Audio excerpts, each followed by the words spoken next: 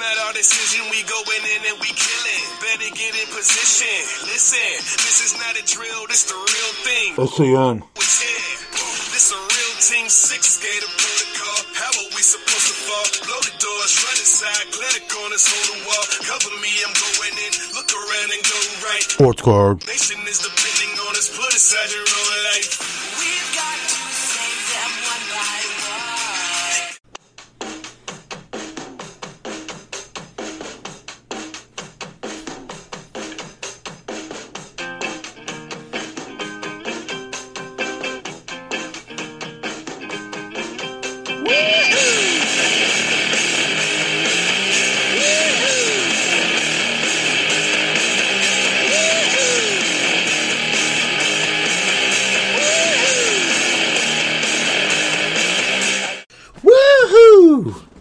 All right, that's about all the woohooing you get out of me. Although I am happy to be here. John Newman, Sports Card Nation Podcast, episode 43, inching closer to that 50th episode. Another great show, in my biased opinion, today. Christopher from Crackin Wax is going to be my guest. Crackin Wax does breaks, but they're more than breakers. Chris and his wife LQ do some other thing, and the reason they stood out to me in the world of breaking is all the charity stuff they do, and they've donated over $23,000 to various charities. And just think about that number, $23,000. That's a lot of money, and you don't do that by accident. That's just a commitment and a caring. And I'm happy to have him on the show today. He's going to talk a little bit about Crackin Wax and how they do things and how he got started and all that. And he does more than just breaking. He does some YouTube vlogs and gut reaction, where he does kind of reviews of products in his opinion. And I always appreciate honest reviews, and Christopher's honest with those YouTube vlogs. And happy to have him on. Pretty busy guy, as we all are, but make time for the show today, and I think you'll enjoy the interview. So another big episode here. We're giving away a Firebox Slab Pack backpack case on the show. Matt from Firebox has been awesome as a sponsor, and he said, hey, let's give away a slab pack next month, and this is the show we're doing it. And if you haven't seen the slab pack, basically it's a backpack card case. It was all the rage at the Chicago National a few months back, and it's really how I got kind of discovered Firebox. I saw all these people with these backpacks with this fire logo on it, and there was quite a bit of them. I said, what is this? And who's selling these, and what's going on? And I actually messaged Matt on Twitter, while I was in my hotel room at the end of that day. Said I'd like to talk to him, meet him, see what his products are all about. I met with him the next day, good conversation. Told him I want to have him on the show to discuss his products, and the rest is history. Here we are, episode 43, and one lucky listener is going to win one of these slab packs, $90 retail value. I own one. Great item, and you're going to win it free. You don't even have to pay shipping. It's going to be shipped to the winner's door. How do you win it? Well, there's any kind of a social media pertaining to the contest. If you want to retweet it, that's great. Not necessarily needed, but the way you get an entry is at some point during the show, I'm going to say a contest code word, and I'm also going to put a contest word on our new website.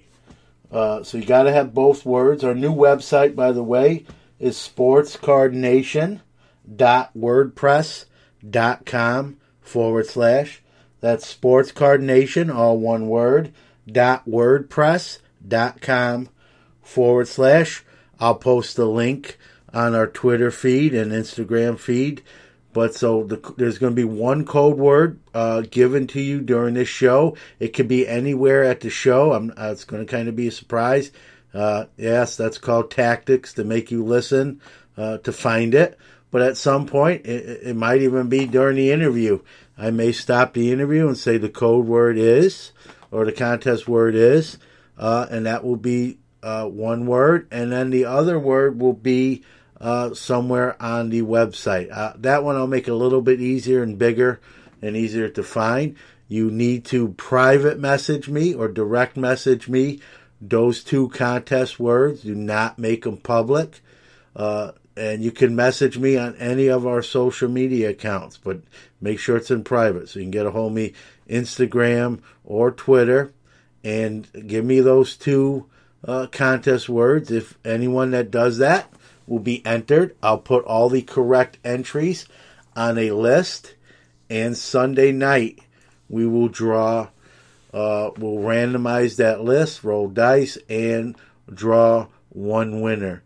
That winner, who's at the top when all the smoke clears, is going to win that slab pack from Firebox. And it's a great case. It's a great value, and you're going to win it free. You don't even have to pay to have it shipped to you. So thanks to Firebox and for doing that. And I'm glad one of our listeners is going to be fortunate enough to get one of those at their residence and for them to use. And I think you'll be very pleased with it. As someone that owns one, highly recommend it. So congrats to the winner in advance. We don't know who you are yet, but whoever it is, congratulations on that. So again, listen for the contest words sometime during the show. Find the other contest word Friday, which was today when the show comes out, on the website. Put those both words. Get them to me via some sort of private message or behind-the-scenes message on any of our social medias. I'll enter you into the contest, and we'll randomize that list and pick a winner.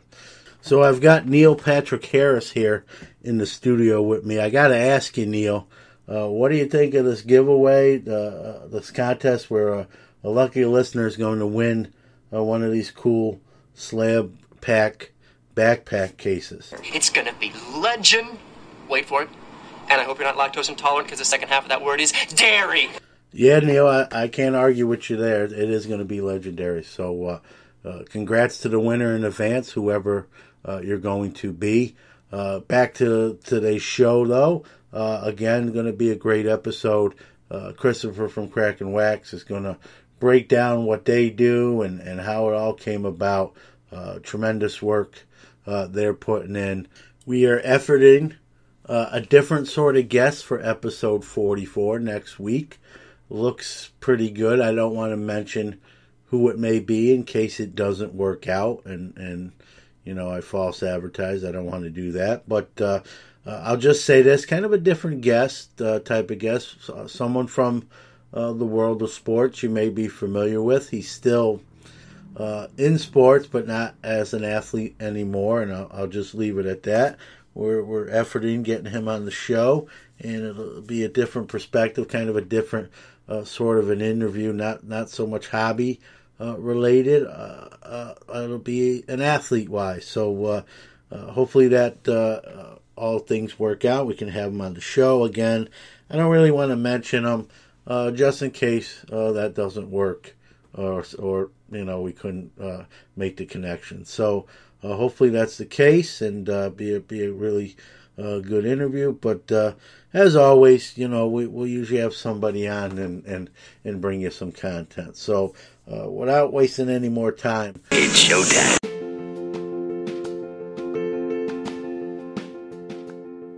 Sports Card Nation Podcast is your weekly hobby and sports podcast, now on 10 platforms: iTunes, Google Podcast, Stitcher, Spotify, Radio Public, Anchor, Pocket Cast, Breaker, Castbox, and Overcast.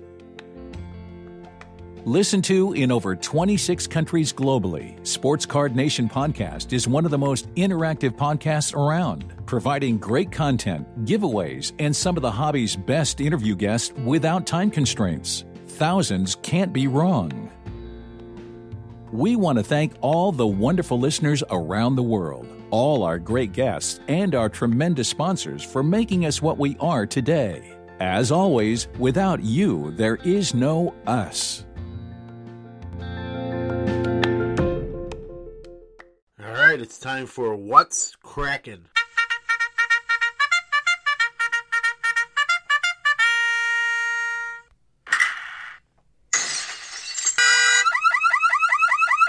It's time for our hobby segment of the show, aka What's Crackin'. Let's start off with the hobby release schedule. One product already released at the time of the airing of the show, the ever popular Bowman Chrome. That's already on the shelves and flying off of it. Tim Tebow has a card in that, so I'm sure that'll be a big hit. And as always, it's a Bowman item, so it's a heavy breaking product, and a lot of it's going to get ripped open, and you're going to see all the colors and the autos and the refractors, and it's always fun anytime prospects and rookies are that loaded in one product.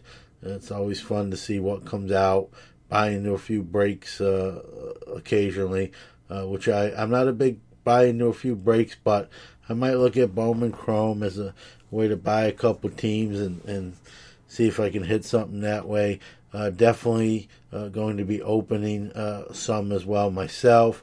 It's kind of one of those flagship staple products. I don't think I'm going to go crazy. If you've heard me before, you've heard I like to kind of buy the singles and stock them away in lots and that sort of thing. So I'm sure I'll continue in that tradition as well. So let's get to the rest of the schedule. On the 20th, September 20th, 2019, 20 Panini Prism English Premier League Soccer. On the 23rd, 2019, Panini Donruss Football Factory Sets.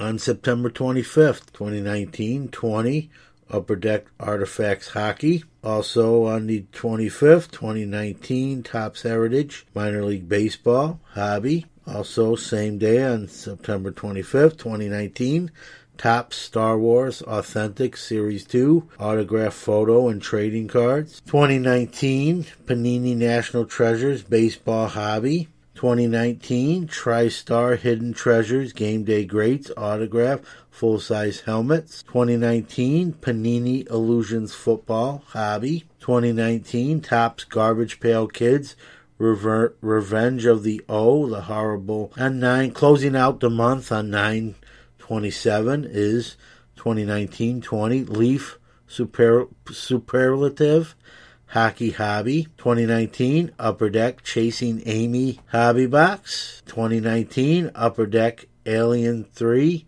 Hobby. So some non-sports there for you non-sports people. And the 25th is a heavy release day.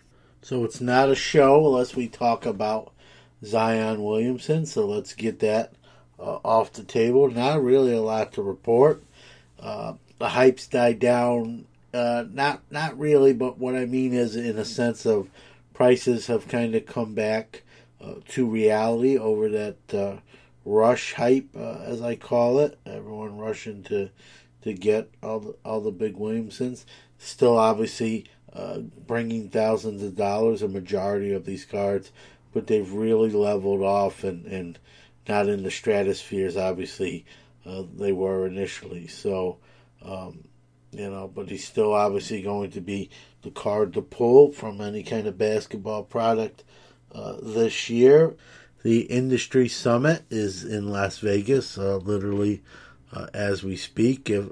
Nothing major that I've heard really come out of it. Just, it's an opportunity to give out some awards to different people in the hobby and with the companies.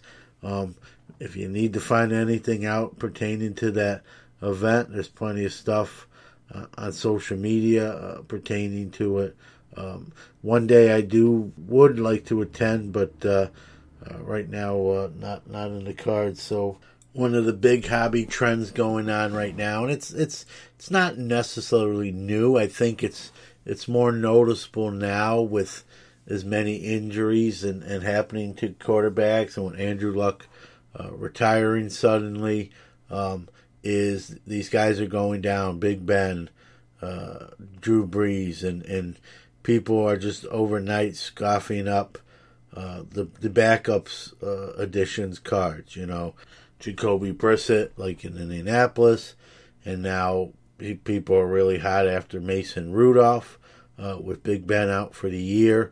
A lot of people thinking, Rudolph might dazzle, and Ben will be out of job. Eli Manning in New York is taking a seat to Daniel Jones, the rookie. So a lot of guys are either injured or benched, and a lot of speculation going on. And, I remember when Luck retired, not that I had a ton of Jacoby Brissett, but really anything of significance that I had, whether it be a jersey card or an auto RPA, which I sold a couple of those, people immediately bought right into them. Same thing. Mason Rudolph was actually pretty popular before Ben's injury, but with Ben being sidelined for the year now, people are definitely, he's one of the hottest commodities right now in the football market. People are all over Mason Rudolph. So I'm going to come at it from a Steelers fan perspective. That's my team, as many of you may know. We're 0-2.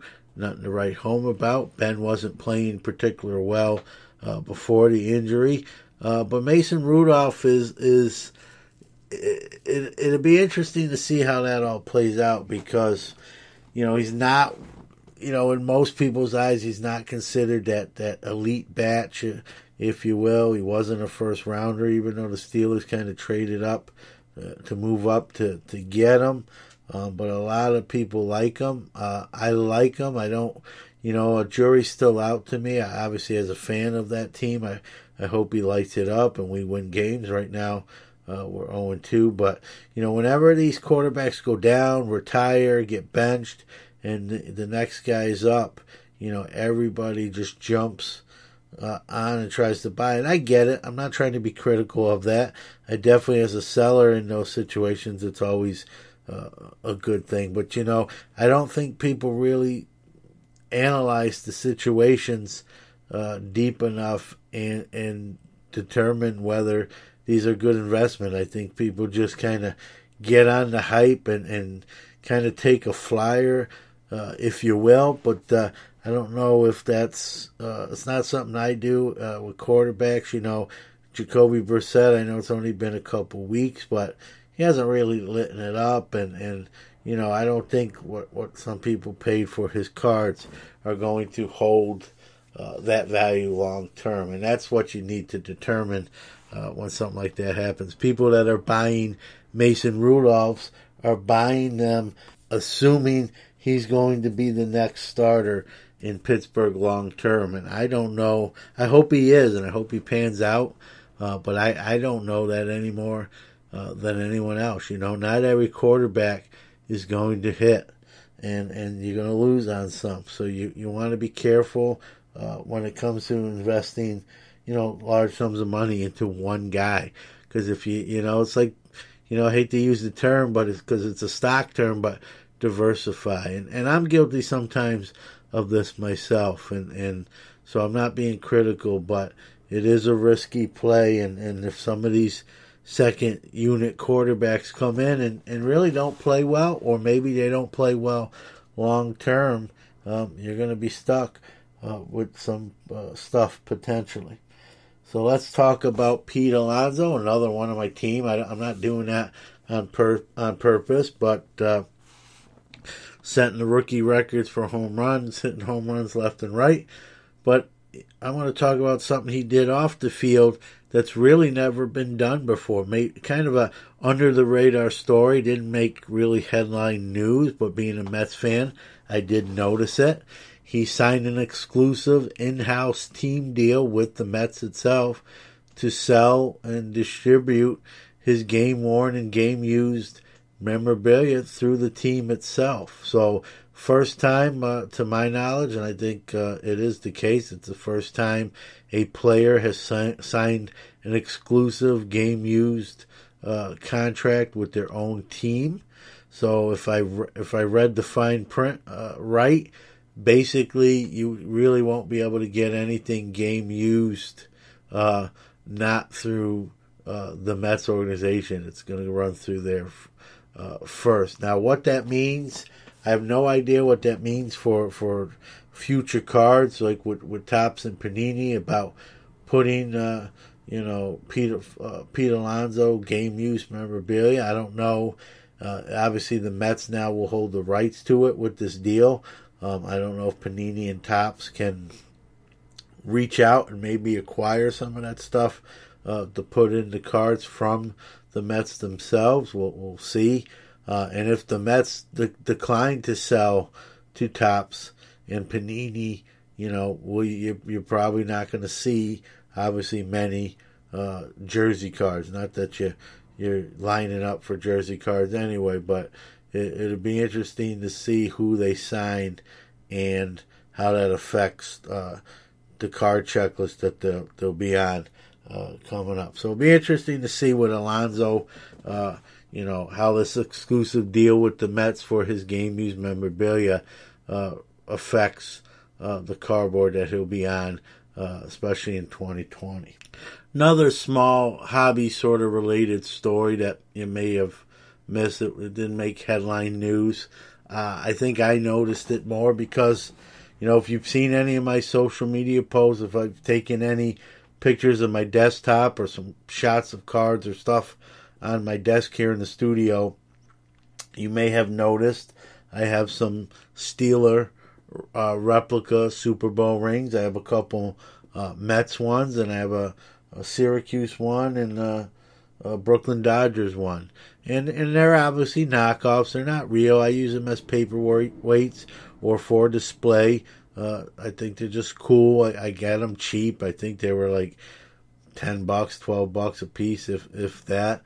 Some of them look better than others, but I just read a story that the California Border Patrol intercepted a total of 24 of these things. I almost have that on my desk here. I don't know if I should say that out loud with what's going on, but they intercepted 24 of these as counterfeits and made some arrests. Now, I don't know if these were being portrayed as authentic, and that's where the problem lies, and maybe they were sold for as, maybe prototype authentic rings or what have you.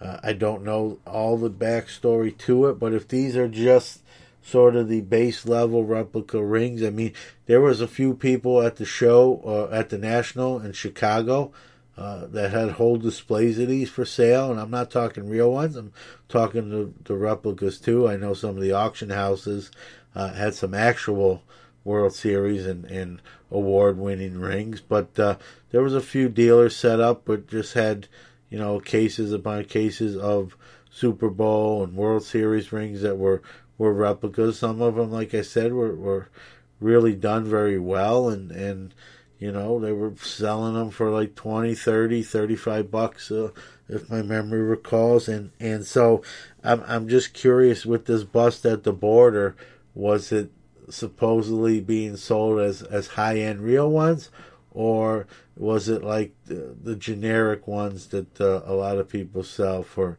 $10, $20, $25? So I don't know if I should be worried that SWAT's going to bust down my door and confiscate the 8 or 10 that I have on my desk right now. I hope not, because I really don't want to replace my door.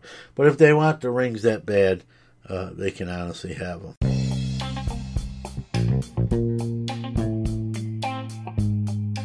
Hey guys, this is Matt from Firebox Sports Card Cases. In our hobby, there are so many different ways to collect. From group breaks to singles, Hall of Fame vintage to prospect autos. No matter how you collect, you place a premium on your cards. With our durable aluminum frames, precision cut foam inserts, locking closures, and detachable shoulder straps, Firebox will be the only case worthy of your collection. Firebox offers 3 unique cases so you can choose the option that best fits your collecting style. Whether you want the most graded capacity, the versatility to seamlessly switch between raw and graded cards, or hands-free buying, selling, and trading with our first-of-its-kind collector's hardshell backpack, Firebox has a solution for you. There is plenty of fire to pull in today's hobby, but the hobby isn't in the junk era anymore. So why are you still storing your collection in boxes made of junk? Go to fireboxcases.com today and use promo code SCNPOD to get 10% off your order of a premium case to reflect your premium cards. That's fireboxcases.com, promo code SCNPOD to start bringing the heat with you wherever you go.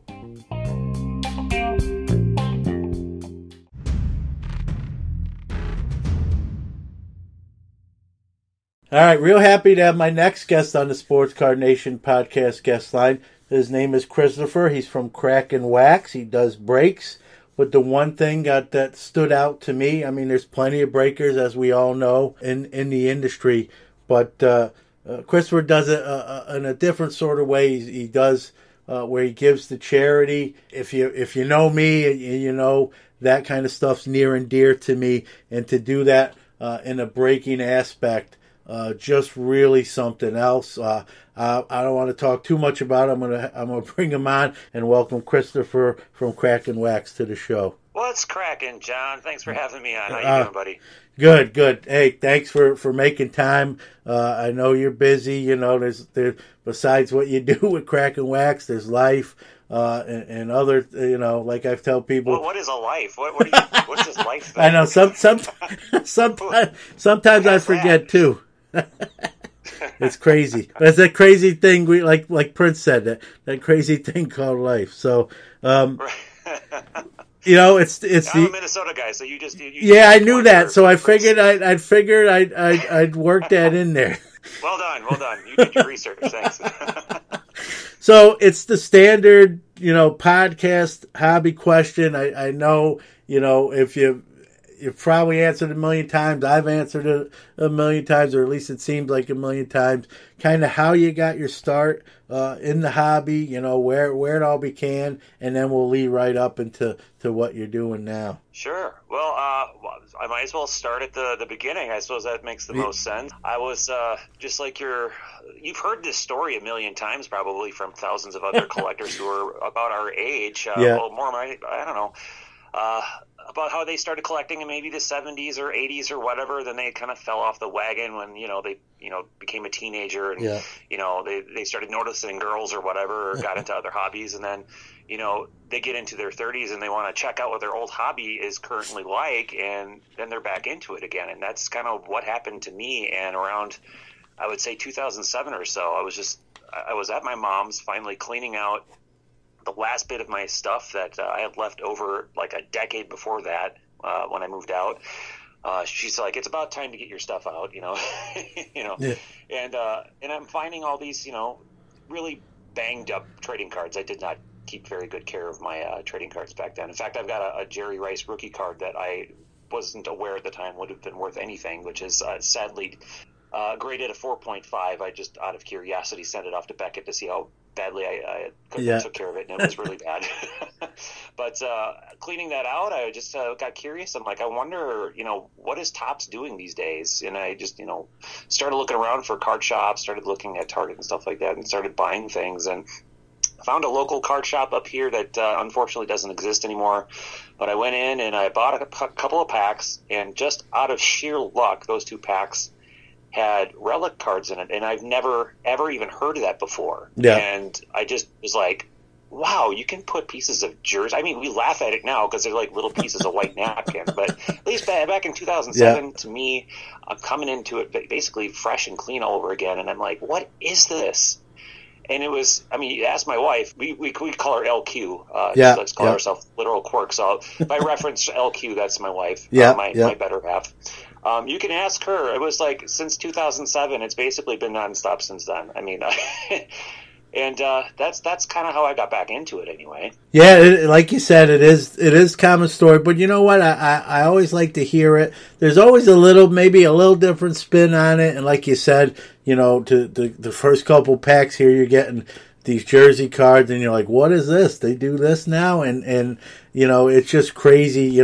I'm assuming I'm older than you at 46. You don't have to give your age, but when I got my start as a 7-year-old with a 1979 Topps baseball pack, my friends just wanted the gum, where I actually wanted the card. So I gave them my gum, and I got more of their cards. So they got some more cavities than I did, and I just amassed a lot more cards.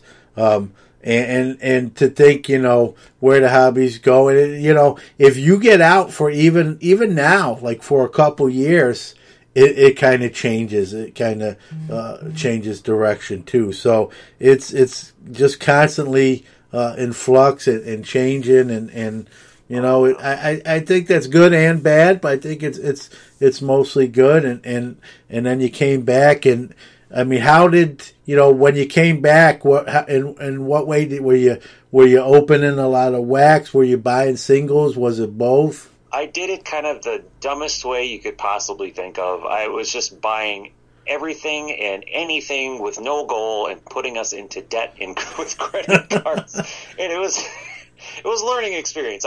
We learned a lot about how to get out of debt that way. Yeah. We're no longer in debt, but I did not. I contributed to our debt at the time because I just was like directionless. When I was a kid, that was pretty much the same. I would just buy like anything, because I just wanted all the cards, and I kind of continued that way in 2007 and 2008, where it was just like I was just so fascinated with the new printing techniques. Back then you still had Upper Deck producing baseball cards, and it wasn't just the jersey cards and the autograph cards and the hits and stuff like that had me intrigued. It was, also parallels, which wasn't a thing back in the 90s.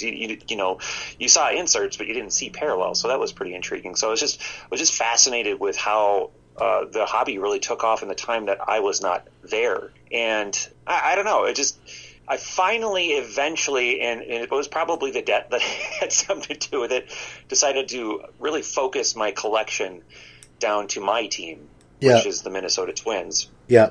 And then from there, I focused it even further into just the rookies because, I started chasing team sets from the years that I wasn't collecting. And, and that was still expensive, Yeah. Not like collecting the vintage stuff. I haven't dipped my toes into that yet. So, but now I'm so hyper-focused on what I'm collecting that now I'm not collecting everything like I did in 2007. Now it's just only the rookie or prospect autographs from the Minnesota Twins. It keeps things nice and tidy, keeps things a lot cheaper because Lord knows the Minnesota Twins, they don't get the hot prospects anymore. I think Royce Lewis was the last one, and then before that, Byron Buxton and Miguel Sano. It's pretty cheap to be a Minnesota Twins collector. Yeah, well, it's I'll get your take on this too, Christopher. They got some other guys now too. The Alex Kirilloff, Trevor Larnach. I know I'm probably leaving somebody out, but those two, like you said, Royce Lewis. So their farm system's kind of coming back, if you will, and the future's kind of bright. They're playing fairly well, and they're always in the mix or in the playoffs. It seems so. I'm a Mets fan, so not so much. Every once in a while, but they like to tease us and kind of get in the conversation, and then lose 4 or 5 games in a row, and then exit stage left. So. You being a Mets fan, did you hear anything about? And I know I'm kind of straying from the conversation. Yeah, no, go ahead. How about a month or two ago, before the trade deadline, they were actually talking about trading Byron Buxton from us over to the Mets for Thor. Did you guys have that in your media market? I didn't hear that, but I heard a lot of Thor, rumblings that they were entertaining offers. I never, not so much at the deadline, but before the season started, there was rumblings that they were trying to get Tatis Jr. from San Diego, which San Diego said thanks, but no thanks. And there was talk that the Yankees were reportedly kind of all in on him, but they didn't want to give up certain guys. I didn't hear the Buxton rumor. I'm not saying it wasn't the case. I didn't hear about it. That might have just been our media market kind of stirring the pot. Yeah, you never know. I think a good portion of it is actually usually fairly accurate. I know they wound up not trading Syndergaard, obviously, and then they got Stroman from the Jays, and then which I don't know why they let this information out, but it came out after they acquired him that they were acquiring him from the Blue Jays to in turn trade him to the Yankees for Florival and the pitching prospect, their number one pitching prospect, that the name escapes me right now. And then the Yankees decided not to do it. So I wish they really didn't say that, because if you're Stroman, I don't care what anyone says. Well, they know it's a business. If you're Stroman, you realize like you were just kind of pawned, that they were trying to spin again, and they just couldn't get it done. And now you're with him. I know he says all the right things, but I got to think on an ego level or on a personal level, that would probably not make you feel all warm and fuzzy inside, that you really were trying to they were trying to trade you again, and they just couldn't get the deal done, so they kept you. Yeah. I would hate that part of the business, but it is, you have to have that mentality. So yeah, you guys got Stroman, and we ended up going from we could get Thor to ending up getting Sam Dyson. Yeah, it's funny trading. And I think I'll stick up for your Twins, and I think I'll stick up for a lot of teams. Some of these teams, what they ask for their guys sometimes is not realistic, and that's why the trades don't go down, and so. Yeah, well, the Twins movie has been if they get into the playoffs, they run into the Yankees, and then they're done. Yeah, yeah, and as a kid growing up in New York City, I was a Yankee fan in the early days, and Thurman Munson and Craig Nettles, Willie Randolph, and Reggie, obviously.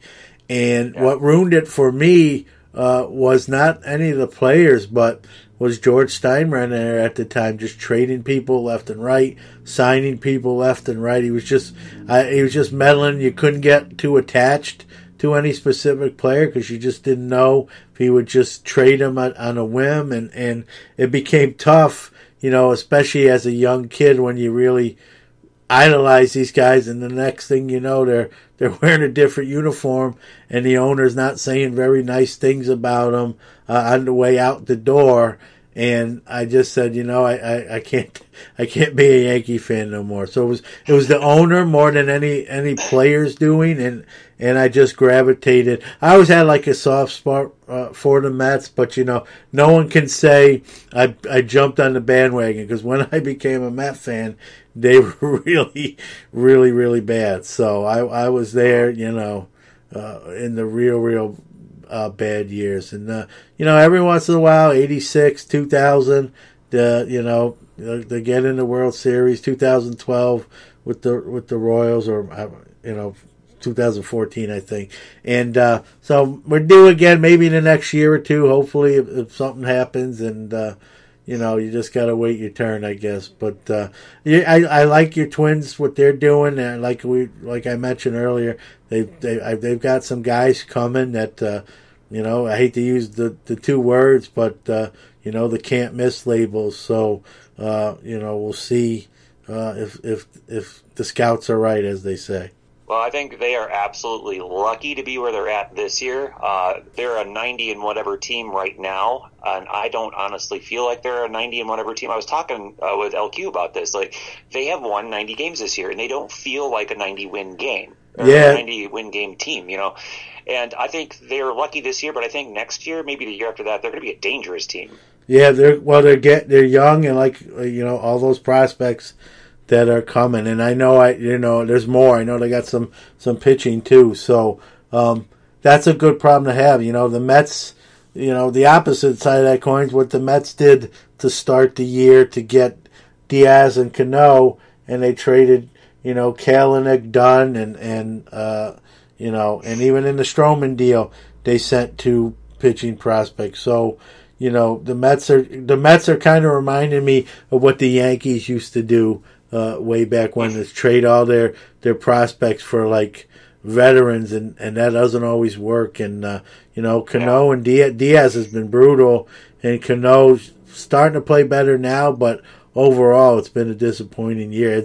It's one of those trades I would take back. And it's funny, when they made that deal, Christopher, me and my son actually were on opposite sides of the fence. I said we gave up way too much for an old second baseman who's coming off, enhancing drug performance suspension. And I like Diaz at the time, but I just thought, like, closers, not that they grow on trees, but you can kind of develop some or get maybe a lesser one that's still good and gets the job done without giving up what you did. And my son was like, no, I love this trade. And it's funny, the other day he said, you're right, Dad, that trade, I would do it over again. He doesn't say that to me a lot, so when he does, I tend to remember it. So, he's a 19-year-old, soon to be 20, and so he thinks he's smarter than Dad, tougher than Dad, and so he doesn't try to give me too much credit. But the fact he said, yeah, you were right on that, we shouldn't have did that trade. Yeah. I stuck that feather in my hat. So let's talk about, we could talk baseball probably for days, but let's talk about Crackin Wax. I really want to talk about that. It's wonderful what you're doing. I know we talked about how you kind of got back into how you got into the hobby and then got back into the hobby. Kind of tell the listeners, how Crackin Wax started, how it all kind of came about. Yeah, so as I mentioned, I kind of got myself back into the hobby in 2007, and on December 8th, 2008, I decided to start a little blog about my adventures in coming back into the hobby, and I called it Crackin Wax. And I was kind of inspired by other blogs at the time, like Night Owl Cards and Card Junk and A Cardboard Problem and Wax Heaven.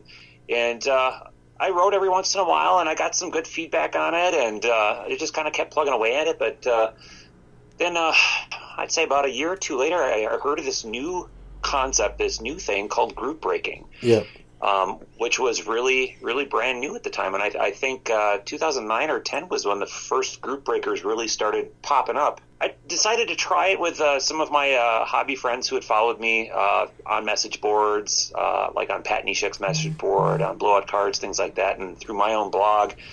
I'd do something like I'd buy like a $70 box of cards, and I'd sell like $5 random team spots, and then I'd lose money doing that, but but I had a fun time, like, with the experience and trying to figure out what the heck this group breaking thing is. And then I started buying spots from other group breakers like Houdini, and then I just decided, what would be an interesting idea is if we put a little twist on it. And I didn't come up with a charity thing for a little while.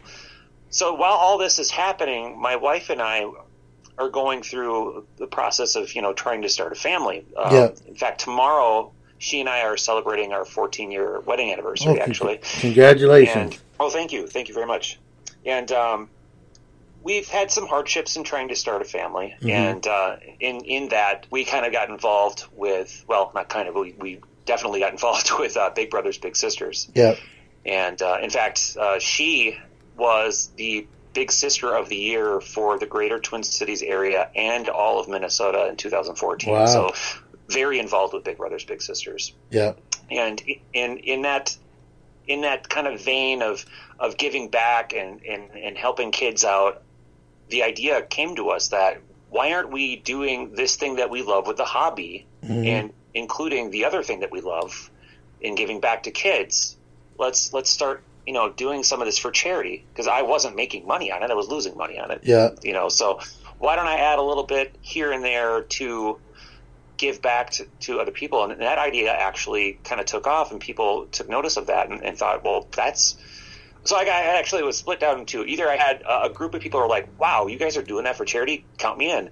But then I had another, small group of people who were like, nah, he's up to something, we don't trust him. That initial group has kind of gone away, but it was kind of tough at first, because, when you hear about something that seems a little bit too good to be true, it usually is, Yeah. Like, he's not doing it for charity, he's going to keep the money and not actually donate it. But like you see on my Twitter handle, or you go to crackinwax.com, you see plastered right on the front screen, ever since we started donating charity through our breaks, we have raised over $23,000 and donated directly to charity. And we do a nice little charity gallery on our website or charity tracker where you can see exactly where how goes. much has gone where. Yeah. You know, because we like to be transparent. We want to prove to you that we're actually sending money out to these people. We're not pocketing this. You know, we're not getting rich off this. I can tell you that. Well, that's I'm a charity guy. I've done stuff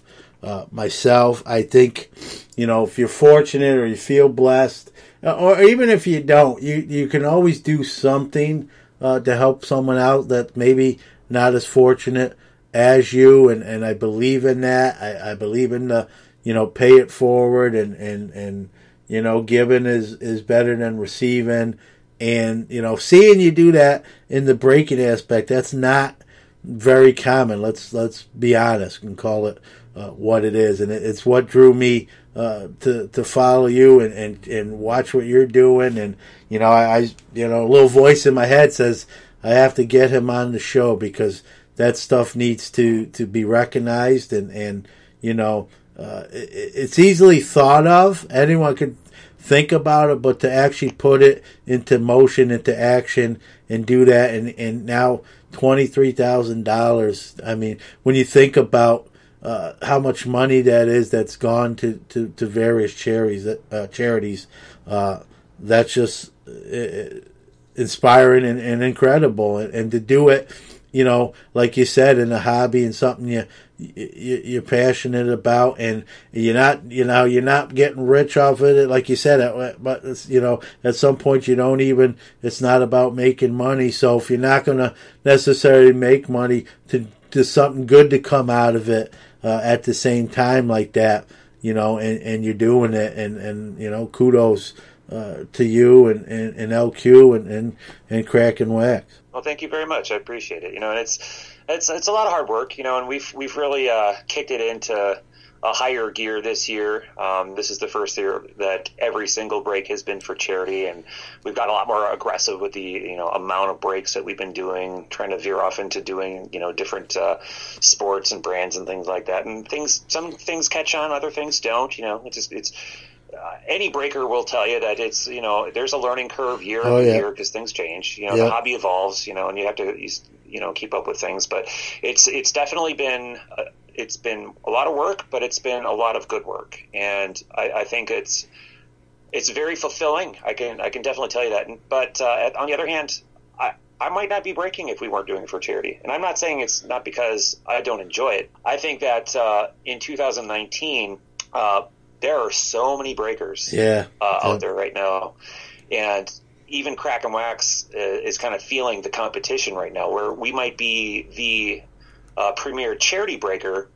I don't think people in 2019 are necessarily trying to hunt down the charity breakers. They're trying to find the cheapest breakers, period, or cheapest spot prices, and that's been another learning curve. That's been another challenge for us, but I think we've adjusted to that, and we're still doing well. We're not closing up shop anytime soon, but to my point though, if it wasn't for charity, just because of the literal glut of group breakers that there are these days, it might be tougher for us to want to stay in, because the charity stuff is fun for us. If it's not there, I'm not sure if we're having fun. No, it's a great point. You said I did a breaking show, and it's just amazing how many people, like you said, a glutton, and just amazing. I said this, I believe, last show or 2 shows ago when I had Steve Chada on from 101.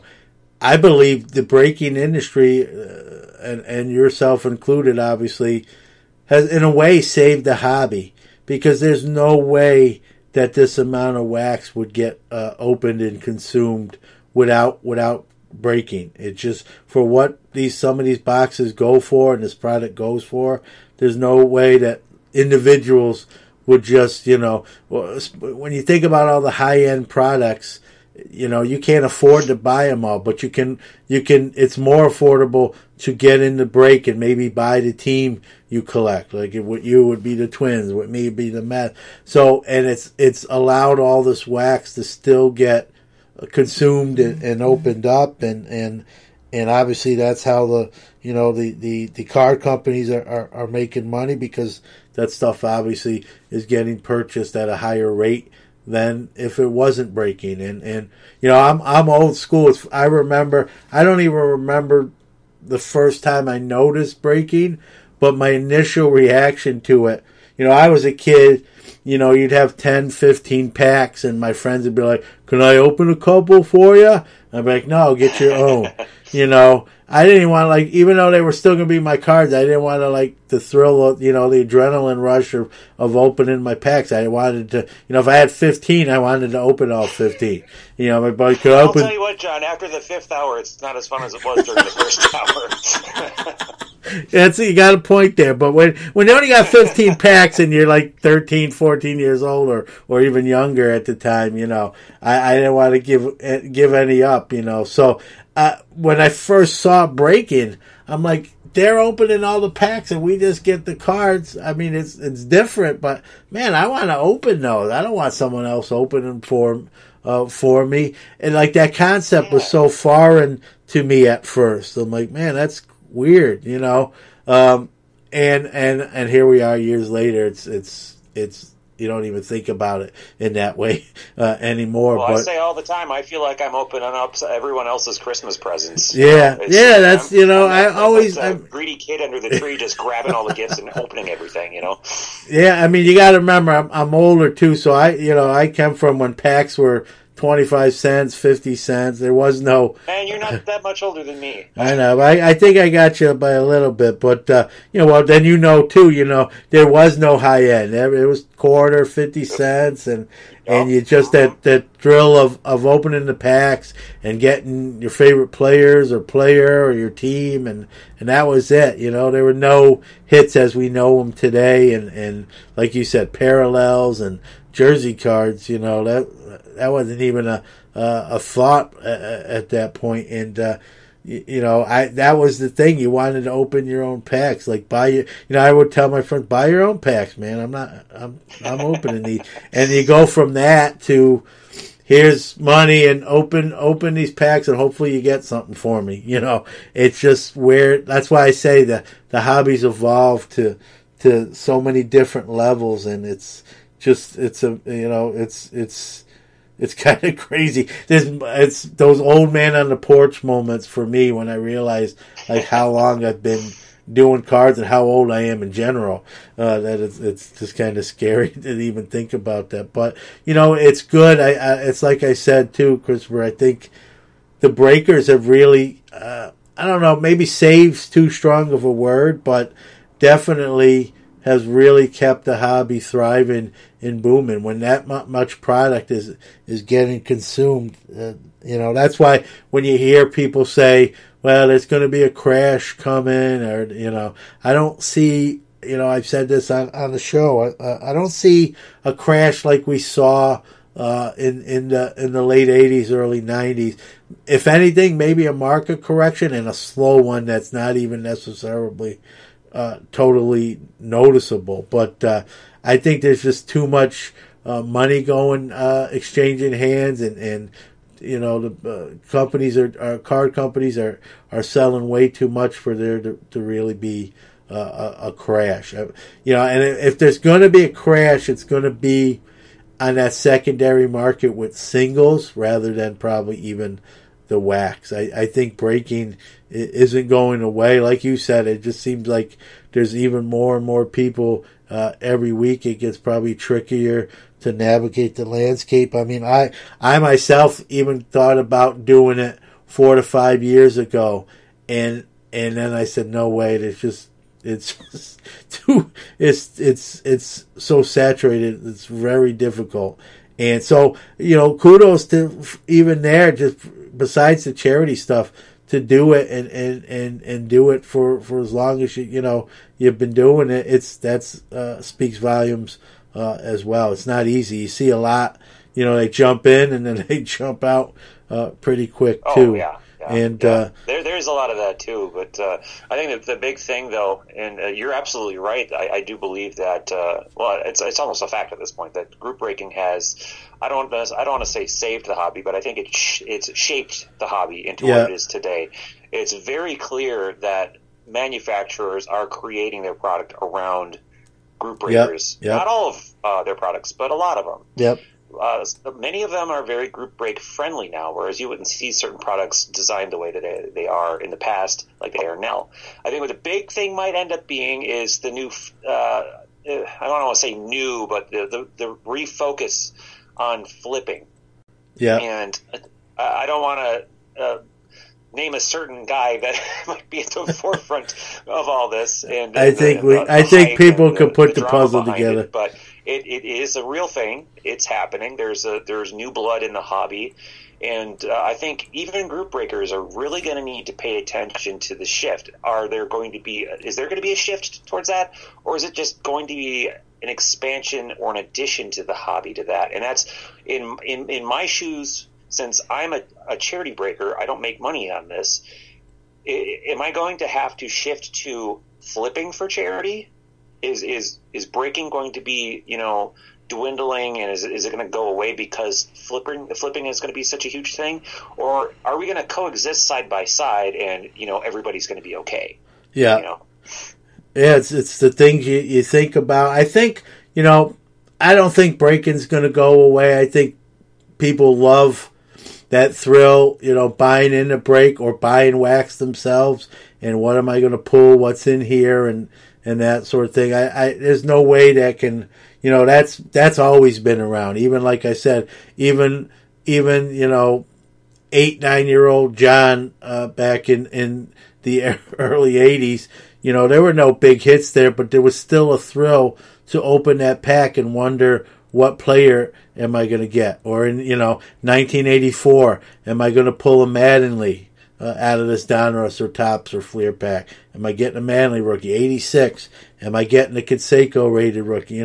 Whatever year it is, there was a rookie, much like it is even now, that name that's carrying that particular year's product. And so I don't think wax that's never going to really die. I mean, breaking itself might have to come up with different sort of angles and stuff and be creative. I think you've even done that, obviously, with the charity aspect, but I think even those who don't do the charitable aspect will have to trying to set themselves apart from just everyone else. And it's probably going to be, easier said than done. So it'll be interesting to see how that all comes about and plays out. And it's funny. It's just the amount. And like you said, a lot of people get in, they get out, and they come back, then they leave again. And it's hard. It's hard to sustain, and you're doing that, and then the charity aspect on top of it. That's just a testament to you and LQ and your work ethic and what you're doing. So, well, again, here's the thing, and this is something that she and I never thought of at the beginning, and this is something that's come up in the last year or two, is that being that we offer the charity aspect, and it's not an added price to our spots. Yeah. It's just, we're just giving our money to charity. But what has come to our attention is that some folks who may not actually join other breaks because they feel guilty that they're spending money on cards, they come to us because it gives them something to feel good about. Yeah. Like, I'm spending money on cards that maybe I shouldn't buy, but at least I'm helping out a charity. Yeah. And while it's tough for me to kind of think about it like that, because it's like, man, am I enabling someone to spend money that they shouldn't? And that's kind of the tough thing for me to juggle. It's like, I'm doing it for charity, and that's why I promote myself as the charity breaker. But I'm not saying, hey guys, come, gamble your money away, and then I'll send it off to charity. But that is one added bonus to this, is like, no matter why you're spending your money with us, you are, through us, doing something good. Yep. No matter what, you're doing something good through Crackin Wax. And I hope everyone who joins our breaks actually feels that way. Yeah. No, I think they should. I think they do. And to touch on your point about maybe feeling a little guilty that someone's spending beyond their means. Obviously you hope not, but at the end of the day, that's their decision. I mean, you're not holding them up at gunpoint. They just have to, have that willpower and due diligence to know whether they can or can't do something. But I think that speaks volumes to who you are, that you're even concerned on that level, and I'm similar to that. So I think that's a good thing. But at the end of the day, I think you should sleep good. That's ultimately, that's the purchases we make are our decisions at the end of the day, I have to make them every day.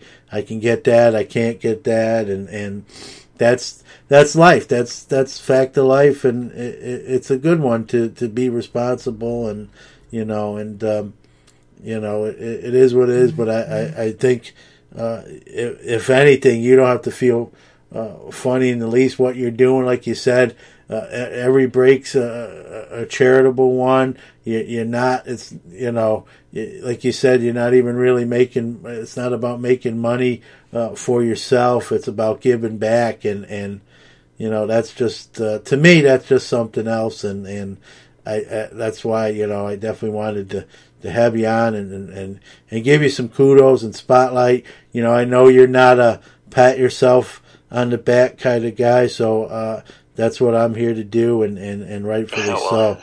Well, thank you. Yeah. And I just want to reiterate that anyone that buys spots in our breaks, they're not paying us extra money. You're not going to get a surprise extra fee for charity. The spot price you see is you're paying for the cards.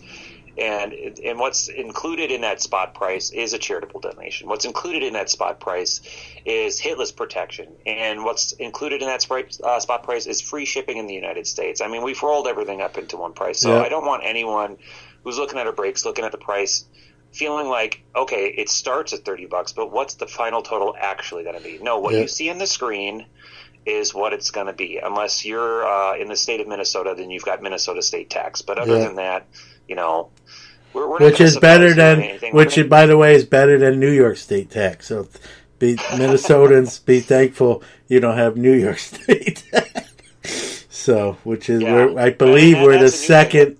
We're the second highest tax. Do the state tax thing. So, but no, awesome, and you can correct me if you're wrong. You ship everything. Ship absolutely everything unless we're told not to. So we've actually partnered up, and you brought them up before, with Cadorty cards. Yeah. And when we do our bigger, base heavy case breaks, I tend to give the option to donate all or a portion of your cards to Cadorty cards. But otherwise, everything gets shipped. Yeah. And we even go the extra mile, and we sort and collate everything for you before we ship it out. We pack it nice and safely. I was actually just kind of showed off on Twitter, trying to get everyone's kind of put a feeler out, like, am I doing this safe enough? Because I want to make sure that if you're paying for cards from us, that they show up at your door the way that they were pulled out of the packs. I'm not going to just throw them into a plain white envelope and just hope for the best. We try to do as much on the breaking side as possible to make sure that your experience is as good as it possibly can be. We ship as fast as possible. So, like, we'll break on a Saturday, and cards are out the door Monday, and that's every single card. We ship everything, sort everything, collate everything. That's within 2 days. That's super fast turnaround, and I'll be honest with you, the all card ship is kind of now less common than it's ever been when it comes to breaking. So the fact you still do that, and like you said, you give people the option if they'd like to donate to Cadorty, and I'm sure a lot of people do. But the fact that you do ship all cards if so desired, that's I think it's more it's not so much the norm anymore. So the fact you do it is very cool. Yeah, and there are some people who just don't want the base cards. And I think that's become, like you said, the norm, not to ship the base. And I think that's become kind of the culture of the breaker buyer, as it were, that they don't expect the base, and maybe they don't have the room for all the base cards. So, and I think that's why it's great to have an outlet like Cadorty cards to be able to send those things off to them. So we do have places for them. I don't have like boxes and boxes and boxes full of base cards that I'm going to, resell on eBay or anything like that. Yep, not they all to go somewhere.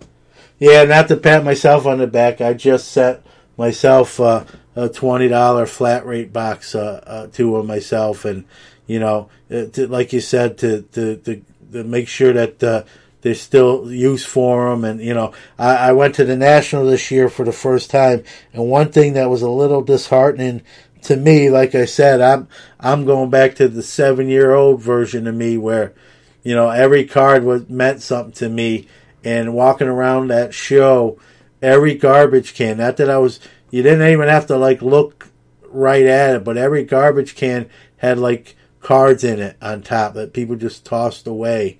And I just thought, isn't that incredible? It really bothered me, Christopher. I'm not going to lie.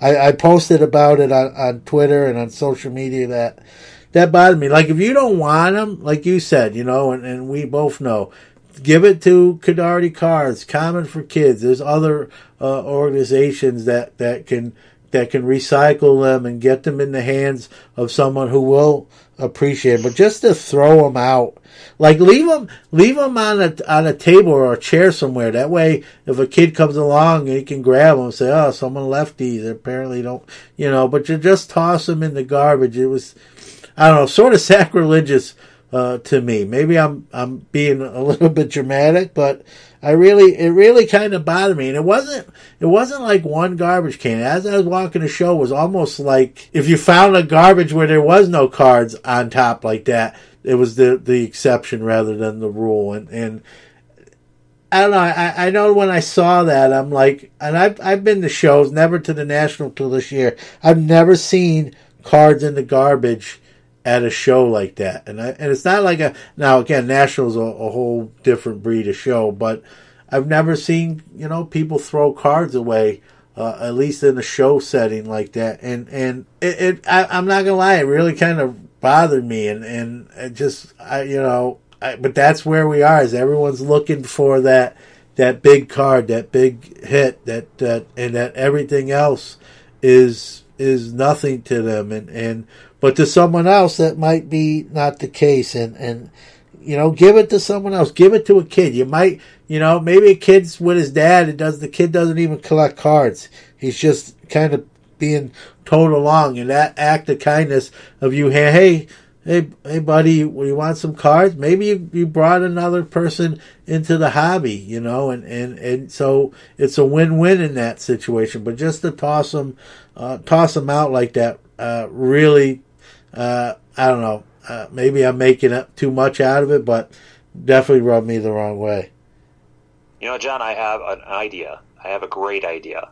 I'm listening. And I know you're going to the National next year, but I don't know. You probably won't have a booth. But if you have a booth, or maybe if Cadordy Cards is going, maybe someone could set up a base card depository booth. Yeah. Where instead of throwing the cards in the garbage, you just collect them all there, and then they'll handle either donating it to Commons for Kids or Cadordy Cards or whatever. But at least they're not in the garbage. At least there's a place for them to go. Yep. If it's a card you don't want, well, there's a place for it. Just walk down the aisle and just set it down at the table. Yep. And no, I agree with you. And maybe someone listening, or if you want to tweet it out, I definitely retweet it. I think you should get the credit, almost like a mailbox for cards. You just open it up and deposit your cards. Well, just don't send them to me. I don't want a house full of base cards. Yeah, and that's what I do. I'll go through my stuff and kind of sort it out, and even what I sent, and I'm sure you're the same way. I sent some stars in there. There's Yelich and who knows what else. I don't pull everything out. I want a kid that's going to appreciate that even more than me. Joey Votto, Christian Yelich. That's going to go a long way for that young person who maybe gets their favorite player or the guy from their favorite team. And you never know what impact that might have. As a 7-year-old kid, I know I told the story probably way too much, but the fourth card I got in that 79 Topps pack was that Reggie Jackson, and the rest is history. Here we are, 40 years later. It's 1979, and I did have 6 years where I kind of just put my stuff in the closet and didn't buy anything and kind of went sort of in a dormancy. But, for 34 years I have been in the hobby, and it started as a 7-year-old kid pulling a Reggie. That Reggie is a $3 card even now, and even then it was less. It wasn't about the value. It was just that was someone I loved as a player and I looked up to, and I pulled them, and the rest is history. And I believe that still happens. Maybe not as much as then, but I still believe that occurs. And so those cards, whatever organization you donate to, or just handing them to a kid, even, you never know what impact that could have. And I believe you say all that, but how many 52 mantles ended up in bicycle spokes? It's just a damn shame. Yeah, that my dad tells me stories like, how many of those I had, John? Oh man, and then the story with they also ended up in the Atlantic Ocean as well. So it's crazy, and it's always going to be something. But I try to I use that term a lot, an ambassador for the hobby, and I think to just throw cards in a garbage can is just, I don't know. To me, I think it's crazy, and I cringe, when I see it. So I love your idea, just set up almost like a recyclable can, but they're not getting thrown away. You can place them in there, and then they can be obviously redistributed appropriately to someone who's going to love them a little bit more than the person who's giving them up. Yeah, if someone's willing to do the work and sort through them all and whatever. But I'll be honest with you, I probably won't have a table. I'll be just making the rounds. But if anyone's listening out there, wants to steal Christopher's idea and, give him some credit for it, I think it's a great idea. So I would definitely do it if I have the space. I think, well, like you said, if I know Cadardi Cards was there this year. I don't, their setup wasn't necessarily ideal, but maybe with a different kind of setup, that's something that can be accomplished. Well, Christopher, again, man, keep doing what you're doing. I think you're a hobby inspiration. I think as a person, you and LQ are wonderful people who are I mentioned that word ambassador for the hobby. You definitely epitomize that and then some. And again, I appreciate you making some time. I definitely want to give you time here to give out where people can find Crackin Wax.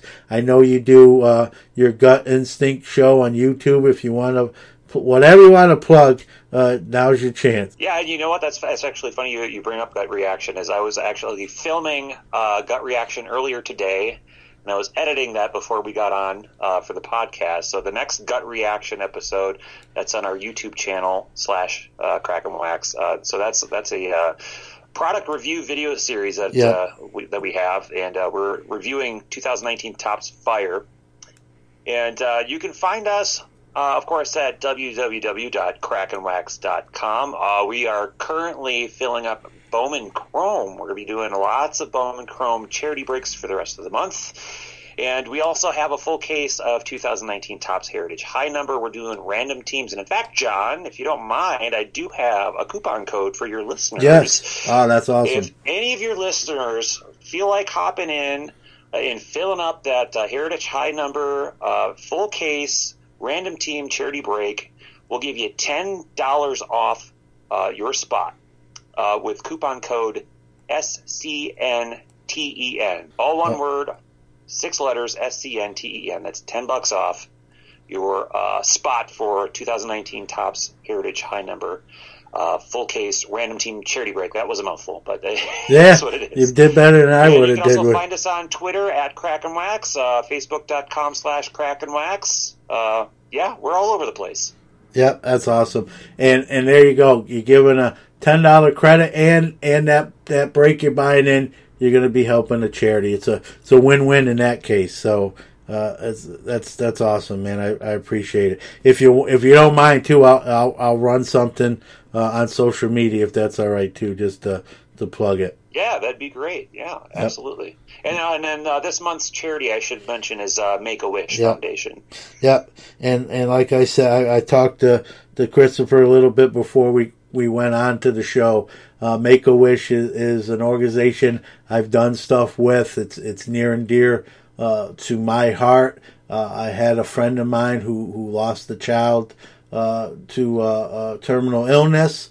And, if you've heard the show, I still play softball, and I organized about 5-6 years ago, I organized a Make-A-Wish softball tournament, and I believe, if my memory serves me correct, I think we raised like $3,600 that day, and it's something that as a dad, it means, whether you're dad or not, that's but as a dad, it's even a little bit more, means a little bit more to give those kids, as a semblance of normal life as they can with some of the things they're going through and whatnot, and you see what that organization does is just incredible, and means a lot to me. I've always I give every year. As a matter of fact, they usually just send me a letter and an envelope, and I always send something back. And I always post, for the Facebook, your birthday charity, I always pick Make-A-Wish. So I think it's a great choice, and I definitely. Not that you need my stamp of approval, but that's just a great organization with what they do. So, and that's great that you do that, and I thank you for supporting them as well. Yep. No. I've always been, even as a younger guy, I've always kind of been a give back guy, and I think I've even gotten a little bit better at it as I've gotten older as well. And it makes you feel good. It's really something I think we should do, and whatever you can. I mean, there are different levels, obviously, to giving, but even if like they say, even if everyone gave $1, collectively, that $1 is a huge sum of money when you think about the masses. And so, whatever someone can afford to do, if you're doing something, you're doing something good. I don't think. If someone's giving $10 and someone's giving $5, they're both good people for doing so. And if it's $1, that's $1 more than they would have anyone would have had. So I always urge people to do help others and do for others. And what you're doing that with Crackin Wax on that level. And again.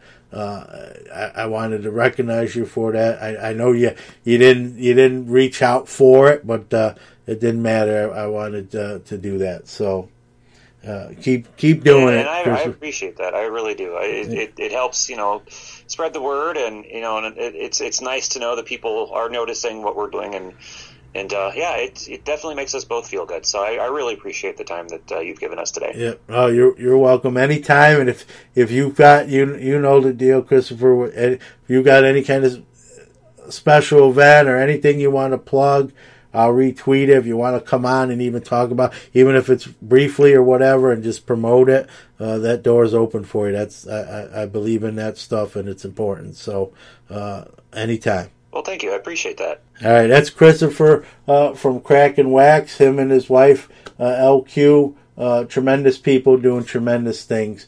Thanks again, Christopher. Hey, keep cracking that wax. Yes.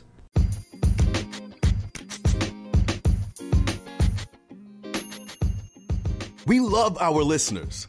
Without you, there is no us. We care about your opinions and feedback and invite you to reach out to us on any of our social media accounts. On Instagram at Sports Card Nation Podcast, Twitter at SportsCardNati1, or email the show at sportscardnationpc@gmail.com.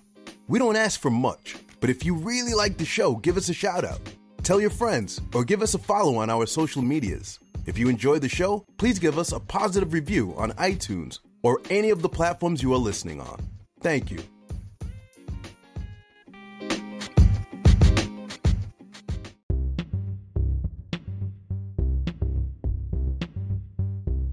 One of One Card Shop offers a tremendous breaking experience, great customer service, and they're constantly pulling fire.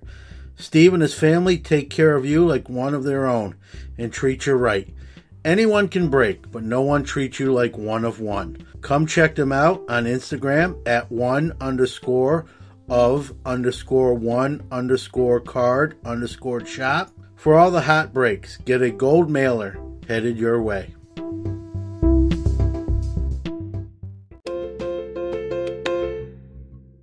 It's time for From the Box Seat.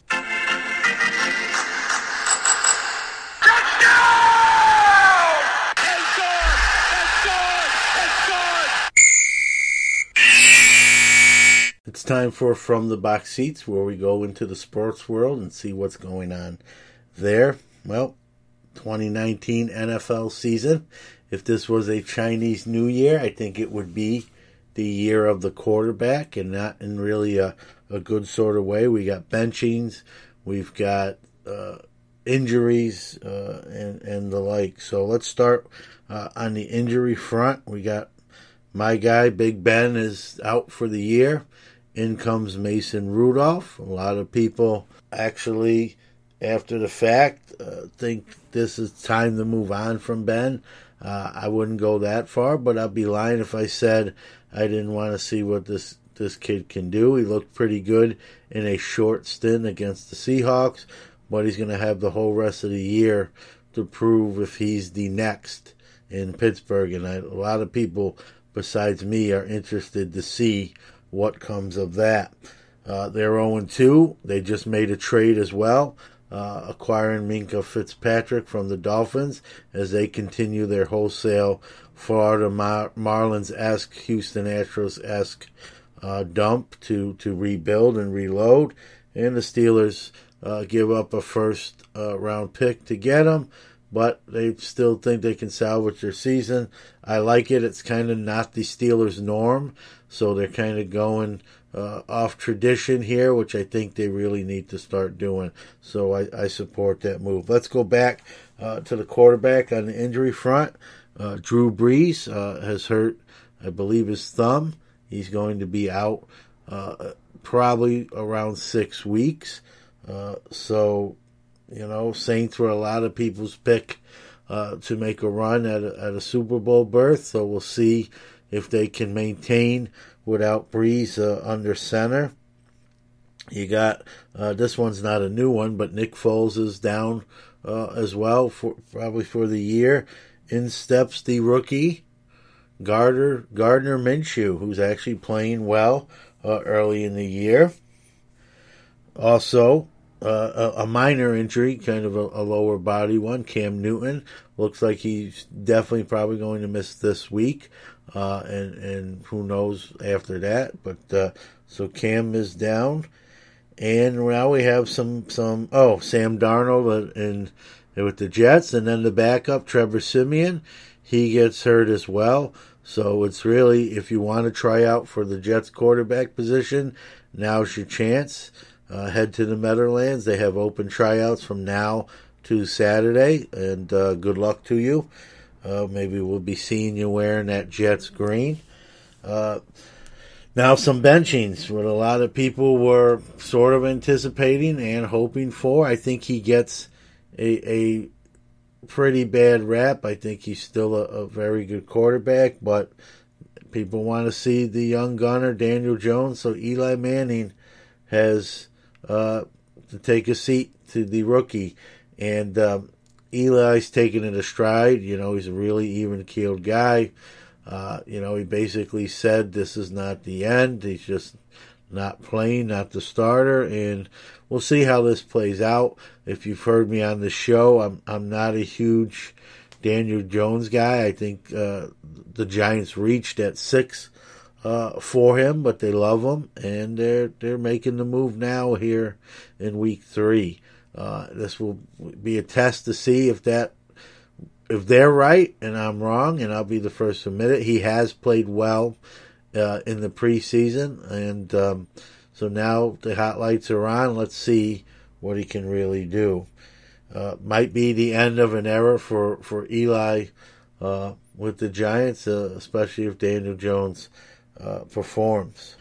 In Miami, where they're blowing things up across the board, I think it's going to be an every other week quarterback thing. I think this week it looks like Josh Rosen's getting the nod. In week 4, it'll be Fitzpatrick. In week 5, it'll be Rosen. In week 6, I think they got almost like pitchers, starting pitchers in the rotation. But all joking aside, it's Rosen right now, and obviously that's a pretty fluid situation, which can change at any point. I don't know what's left on that team as they're trading guys away. They do have a few pieces, but really, they're in rebuild mode. They're going to lose a lot of games this year. It doesn't matter whether it's Fitzpatrick at quarterback or Rosen. They're on a losing platform with what they're doing, and I think that's not by accident. I think they're accumulating draft picks. They're trying to get their own high draft picks. I think they obviously know their quarterback of the future is not on this roster, so that will be something they will look at in next year's draft and beyond. Not a good time to be a Dolphin fan right now. Very, very down. Good time to bet against them if you're into that gambling sort of thing, though, on that front.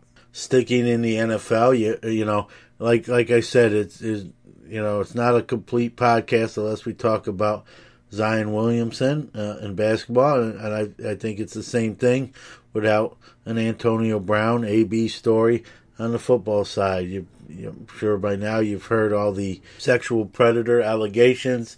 His doctors come out and said he was very vulgar to him and didn't pay his balance and what was owed him. So not a lot of nice things being said about AB, really almost by anyone now. Makes me wonder if New England's regretting maybe signing them. They look like a world-beating team, but will AB and his antics and the cloud that surrounds him derail what they're trying to do?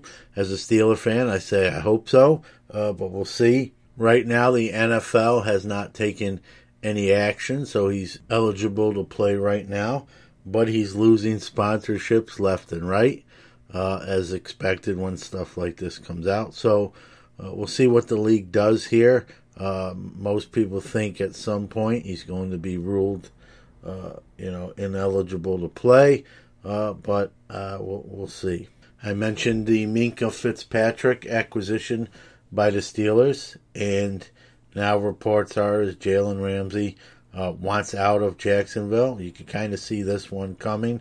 I'm not even talking about this year with the incident with head coach Doug Marrone, but even last year with some of the outspokenness and issues and penalties and discipline that he was handed down by his own team. You knew this wasn't going to be a marriage that lasts forever. So Jalen Ramsey's probably on his way out of Jacksonville. Last week had a little bit of a sideline skirmish with his head coach Doug Marrone. I'm very familiar with Doug Marrone here in Syracuse, as he was our coach. Played his college ball here, also coached here for a few years. Kind of brought this program back and kind of set it up okay for the following coaches and then now with Dino Babers here. But getting back to the NFL, so it'll be interesting to see where Jalen Ramsey ends up. Leading contender to acquire him, according to most report, is the juggernaut already of the Kansas City Chiefs. If they get him, that's obviously not going to hurt their chances to be the AFC representative in the Super Bowl. And, once the Patriots get wind of something like that, I'm sure they'll be in on him as well, too. So we'll see what jersey Jalen Ramsey's wearing probably rather shortly here. Okay, I'm going to interrupt right here in the middle of the sports. We're doing that slab pack giveaway from Firebox Cases. Thanks to Matt at Firebox Cases. Here's how you win. I'm going to give you a word right here. The word is awesome. AWESOME. Awesome, because the slab pack is awesome. So one of the words is awesome. The other entry word is on our website. which is at https:// sportscardnation.wordpress.com / sportscardnation.wordpress.com / The other word is there. Find out what the other word is. Put it with the word from the show here, awesome. Private message us or DM us so not everyone can see those two words to us on any of our social medias. You will be entered. Everyone that gives correct answers will be put on the randomizer list. I will then, at about Sunday around 8 o'clock, so you have a few days here, what I will do is I will take that randomized list and all those correct answers. I'll roll the virtual dice and then randomize the list as many times as that virtual dice say. And whoever's at the top of that list is going to win that slab pack backpack card case from Firebox. And that's a great case. All the rage at the National. Thanks to Matt at Firebox. Also, guys, give them a follow on all the social medias, Firebox Cases, or check out their great inventory at fireboxcases.com. Now back to sports. And the one thing I think you'll agree, you're noticing a philosophy shift in football. You know, football was always famous, NFL was always famous for the lack of trades. There weren't a lot of trades like there were in other sports. I mean, there was free agency, but teams didn't move guys to other teams. They may not re-sign them and let them go sign somewhere else, but rarely did you see trades. Every once in a while, you definitely didn't see trades inside one's own division where they trade them to a division rival or contender. And you're even seeing that now. So there's more player movement, more trades, and you know, football's kind of taking the page there from other sports. I think there's good and bad to that. I think there's good if you're a team that's a few players away, that reload can come a lot faster with more trades. I think it's bad if, as a fan of a team, it's hard to get attached to guys because you never know how long they're going to be there, whether they walk in free agency or the team moves them. So a lot more trades than traditionally you see in football. I think that will continue. We saw Clowney go from Houston to Seattle earlier before the season just started, and I think the trend is pointing upwards to see more of that player movement via trades rather just free agency like we have seen in the past. To Major League Baseball, while the pennant races are heating up, so too is the police blotter sheet, and we got a couple moves on that front. You got Felipe Vasquez, the Pirates closer, being charged with child solicitation. I don't know all the details, but supposedly he propositioned a 15-year-old girl to have relations with her and was caught. Not a good look there. It could be a long time before we see him pitching in the big leagues again, if at all. And in New York City, the Yankees, Domingo Germán assaulted his girlfriend, and he has some domestic violence charges pending. So not something baseball wants, sort of a black eye. It's also being reported that the DEA is looking into how Tyler Skaggs acquired the drugs that led to his death prematurely. So not a lot of negative stuff, as much as the positive stuff going on in baseball. Some negative stuff as well, kind of muddying the waters up. Pete Alonso has tied Mark McGwire for second all-time for rookie home runs at 49. The person in front of both of them, Aaron Judge of the New York Yankees, who hit 52 in 2017. So the question now becomes, will Pete Alonso eclipse Aaron Judge's 52 and become the all-time rookie home run king. He's got a good shot at it, but we'll see. Teams are starting to pitch around him a little bit more, and there's obviously less games as they play each one. So I'm biased. I'm a Mets guy.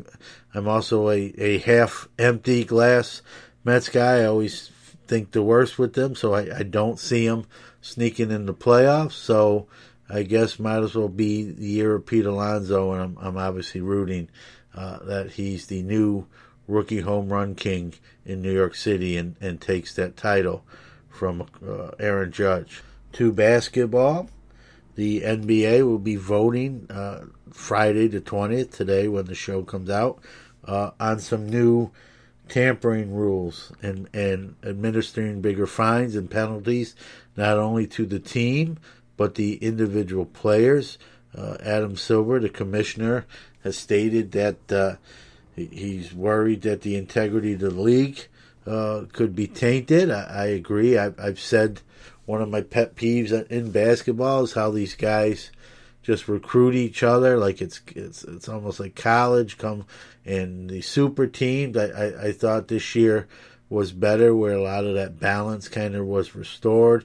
But there's a lot of tampering that definitely goes on, and if the NBA can instill some rules to avoid that, or at least deter that, or then I think it will help them out. So they're going to be voting on that shortly, and we'll see.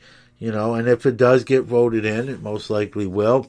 Will it actually work? Will stiffer penalties and fines and even fining the individual player up to $250,000, will that be enough to deter these tampering and that sort of thing? I don't know.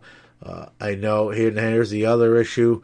You can instill these fines, but who rules that someone did it? And if they say it's not true, is there an appeal process? I mean, this could get ugly. But I'm at least glad that Commissioner Silver's trying to address something that I've felt been a problem for a little bit now. So that's a good thing. Staying in basketball, would you turn down a raise if your boss offered it to you? Very few people would, if you know anyone at all. Well, we all know one now, and that's Tony Bennett, the Virginia college basketball coach. He turned down an increase, and he did something that I think is really cool. It's not a precedent. Coaches have done it before. So while he declined his raise, he in turn got his staff and supporting staff. He gave it basically to them. And that's always nice. Those kind of guys are a blessing to work for if you're so fortunate to work with someone like that. And so Tony's taking care of his folks in Virginia and not taking the money himself. And that's really cool and very rare, to say the least.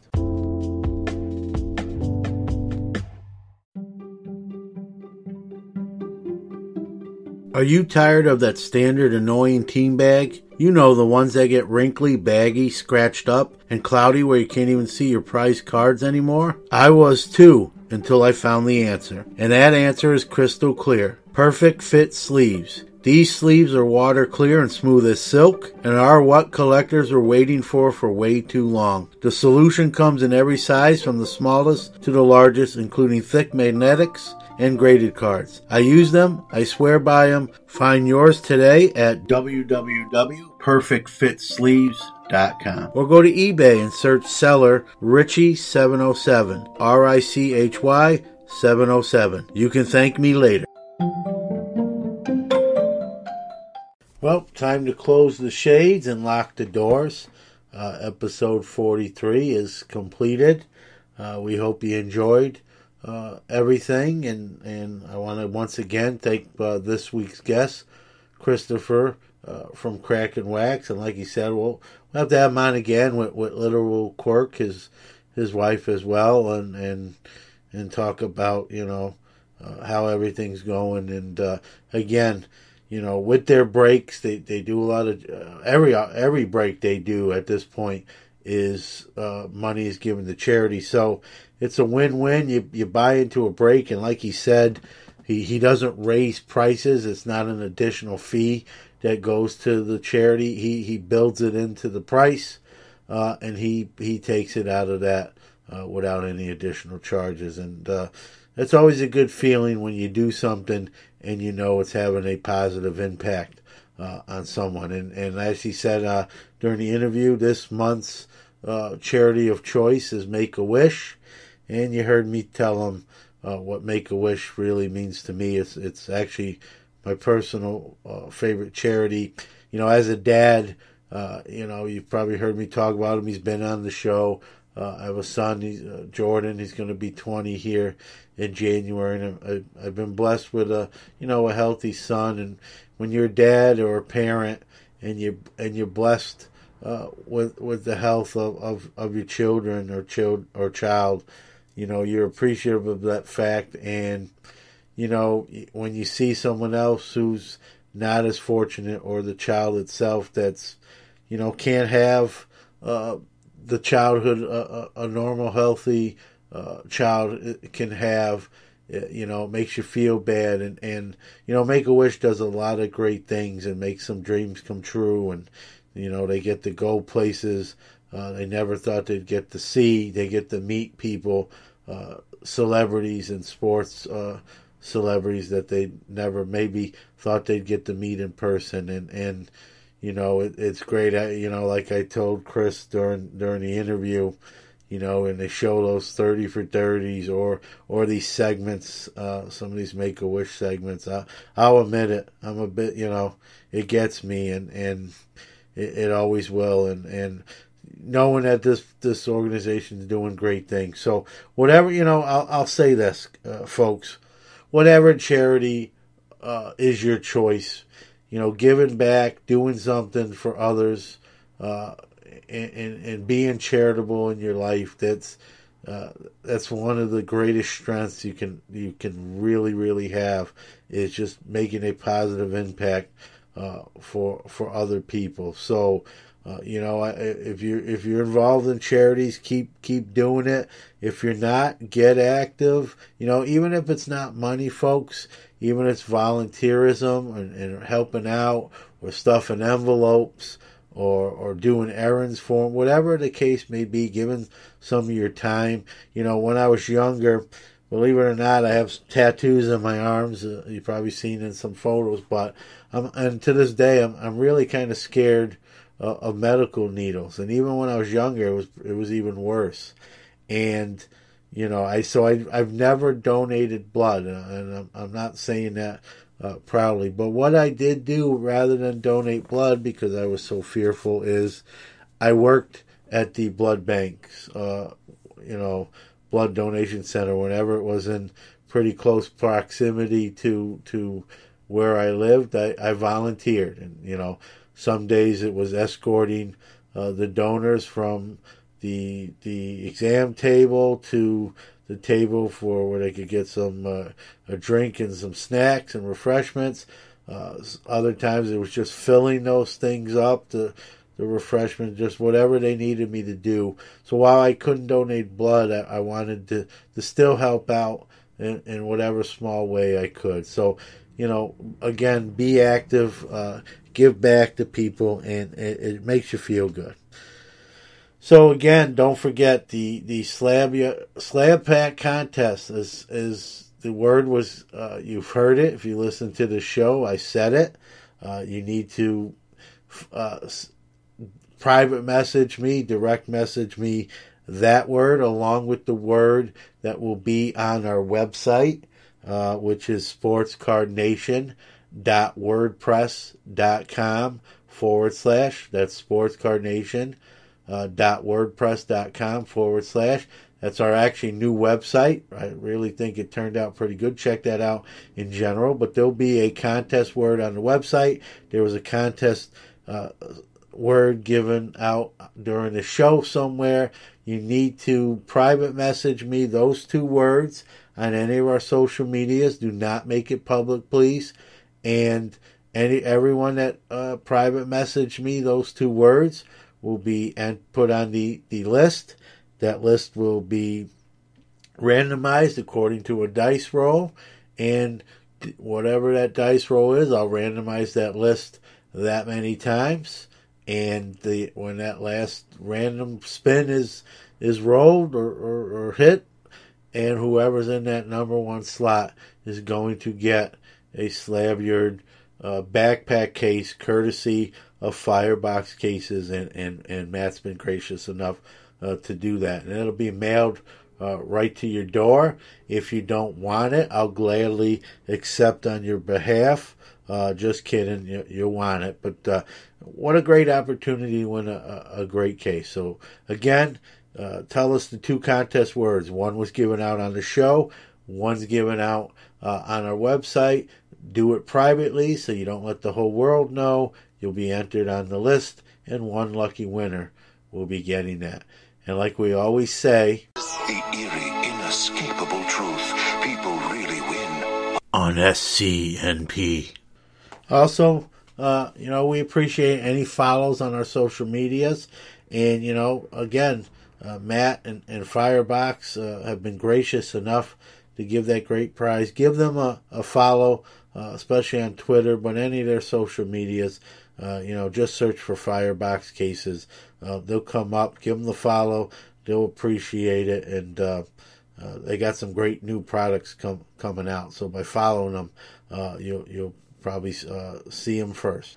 So like I said earlier in the show, we're efforting some future guests for future episodes. And we may have a really nice one for next week's episode 44. We're efforting that. Hopefully it happens. Again, I'm not trying to be a tease about it, but I don't want to mention a name in case it doesn't work out. So with that being said, thank you, everybody. Thank you for being there for us and making the show what it's really become. And it just tremendous. And I'm honored, I'm grateful, and I'm humbled. And as always, thank you guys. Good day, sir!